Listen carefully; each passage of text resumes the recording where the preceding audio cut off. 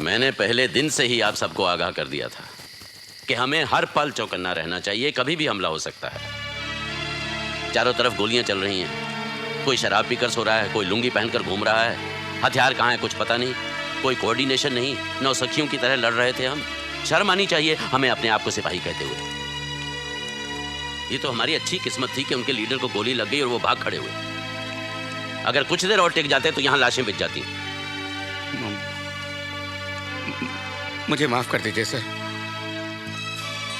वो नीचे उतरते ही मेरे हाथ पांव जकड़ गए। बंदूक लेकर मैंने पोजीशन ली थी सर, पर मैं फायर ही नहीं कर सका। मुझे गलत मत समझिएगा सर, मैंने पूरी कोशिश की थी। वो अचानक इतने सारे गोलियों की आवाज सुनकर पता नहीं मुझे क्या हो गया।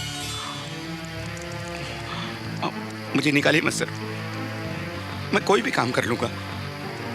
मुझे कोई भी दूसरा काम दे दीजिए सर। सिर्फ एक ही काम बचा है तुम्हारे लिए टिकी। तुम अपना सामान बांधो और चले जाओ। और वैसे भी इस मिशन के लिए तुम जैसे बुज़दिलों की कोई जरूरत नहीं। बस करो गुरुंग, बस करो, बहुत हो गया। कोशिश हम सब लोगों ने की थी, मुकाबला भी किया। अब इस बेचारे से कुछ नहीं हुआ तो क्या करोगे? जान लोगे इसकी? गोली मार दो। सिर्फ इसे जाने के लिए कहा। हमला अचानक हुआ था, भगदड़ मच गई थी, फिर भी हमने गोलियां चलाई। मैदान छोड़कर भागे नहीं हम। इस उम्र में मेंटल ब्लॉक आ ही जाता है। हाथों पैरों में इतनी चुस्ती नहीं रहती भाई, फिर भी हम डटे रहे। मेजर गुप्ता, आप सब बुज़दिल हो गए हैं। यहाँ कोई बहादुर नहीं है गुरुंग, हम सब बुज़दिल हैं। तुम भी बुज़दिल हो।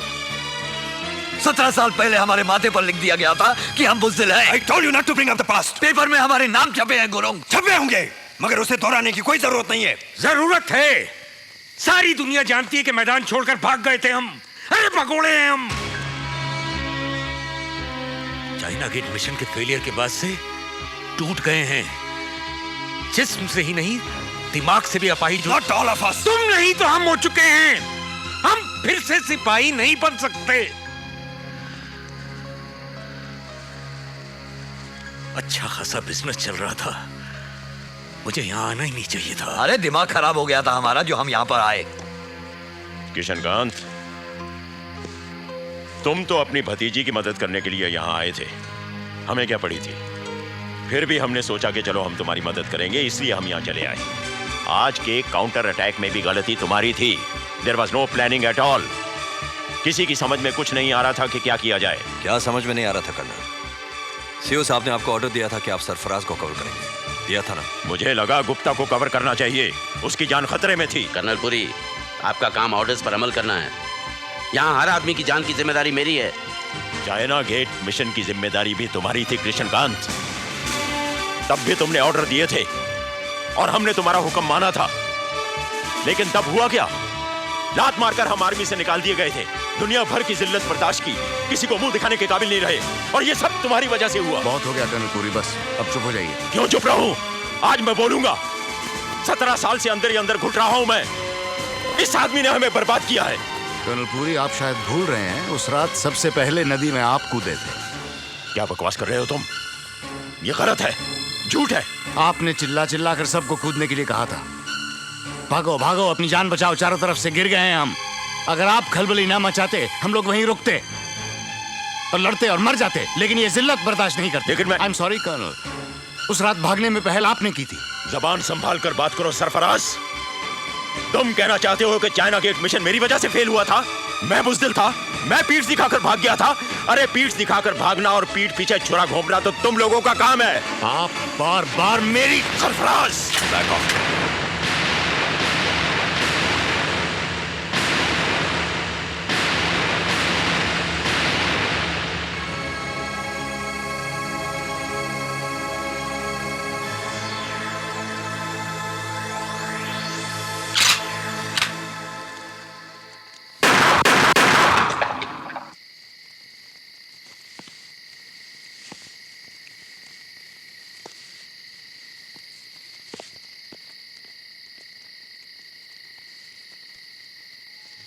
Mission is over.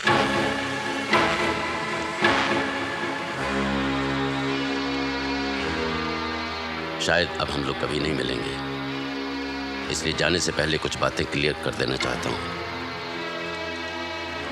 हम लोगों ने कई लड़ाइयां एक साथ लड़ी और मेडल भी जीते,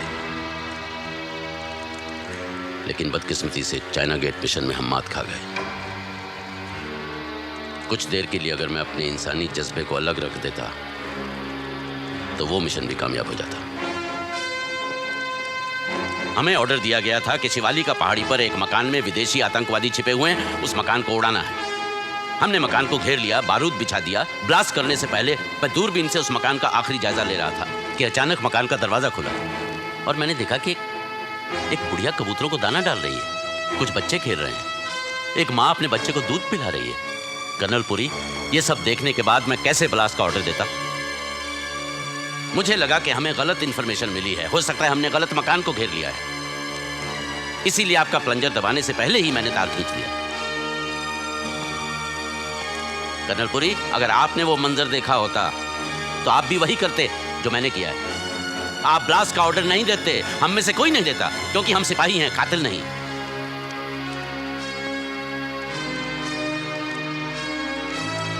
इसीलिए मैंने वापस लौटने का ऑर्डर दिया और वहीं धोखा खा गया और दुश्मन के जाल में फंस गए, क्योंकि आतंकवादी उसी मकान के तहखाने से निकले और अचानक हम पर हमला किया। उसके बाद क्या हुआ हम सब जानते हैं। मिलिट्री कोर्ट के मुताबिक मैंने गलती की थी और मैंने अपनी गलती कबूल की। मैंने कोर्ट को बताया कि पीछे हटने का फैसला मेरा था, इसलिए सजा सिर्फ मुझे मिलनी चाहिए, आप लोगों को नहीं। लेकिन उन्हें लगा कि मैं आप लोगों को बचाने की कोशिश कर रहा हूं और उन्होंने सभी को सजा दी। फौज से निकाले जाने के बाद आप सब ने अपनी जिंदगी नए सिरे से शुरू की, लेकिन मैं वहीं रुक गया। 17 साल तक सिविल कोर्ट में मैं ये केस लड़ता रहा ताकि आप सबको इंसाफ मिले, और जिस दिन मैं ये केस हार गया मेरी जीने की चाह खत्म हो गई। मैं अपने आप को शूट करने वाला था कि इस लड़की ने आकर मेरा दरवाजा खटखटाया और मुझसे मदद मांगी। कर्नल पुरी, संध्या मेरी भतीजी नहीं है, मैं इसके पिताजी से कभी नहीं मिला।